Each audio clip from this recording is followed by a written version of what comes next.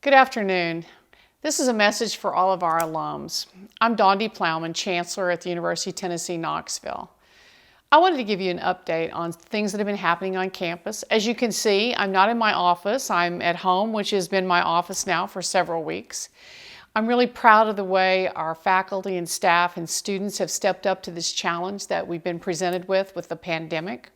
And I want to give you just a few data points that you can be proud of the way we've pursued this. At the beginning of our planning, we had a very effective emergency operations center structure we put in place, much like an instant command system that a military would use.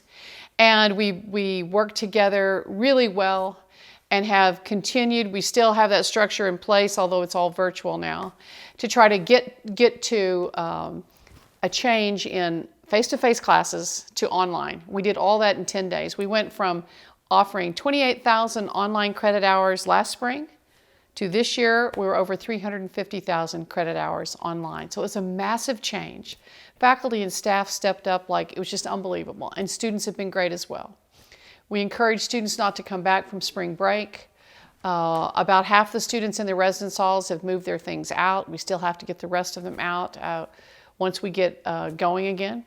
I wanted to tell you some other things that you might want to know about. We made a commitment at the very beginning to go forward using 3 principles: be creative, be compassionate, and be flexible. And I think that's characterized everything that we've done. We made a commitment to call every single student that's out there back home trying to complete their courses. And to date, I can tell you that we've made over 20,000 personal calls to our students. I've made some myself and been really rewarding doing those. Additionally, we even have alums who volunteered to help us. We have staff and faculty who are also calling every single student who's been admitted for fall. We've made almost 9,000 calls to admitted students. We want every one of those committed students to become vols and to join us here in the fall. Just last week, I established a task force, a campus-wide task force, to help us plan, or as I'm calling it, reimagine the fall. We're using 3 scenarios. The one we hope is true is we're all back here, but socially distanced as we need to. The second scenario would be, what if we have to do everything online? We hope that doesn't happen. That's worst case. And the third scenario is, we come and then there's a surge and we have to change it up again. So we've got a great team of people looking at how we also take this opportunity to improve who we are, improve how we do things.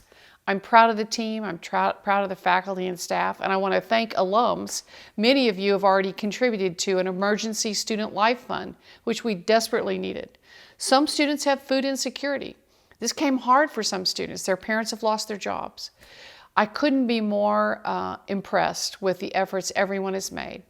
We had to cancel commencement face-to-face, although we've committed to doing that if the health experts tell us it's safe to do so. Meanwhile, we're planning some virtual commencement exercises for May.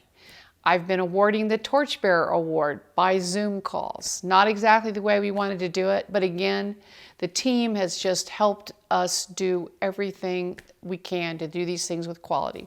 So that's a brief update. I think you'd be proud to be a vol. I hope you are. And please stay in touch. We'll be sharing information as we go forward, as we know more about what's happening at this great university. It's still a great time to be a vol. It's the best time to be a vol. So thanks for all your help and support.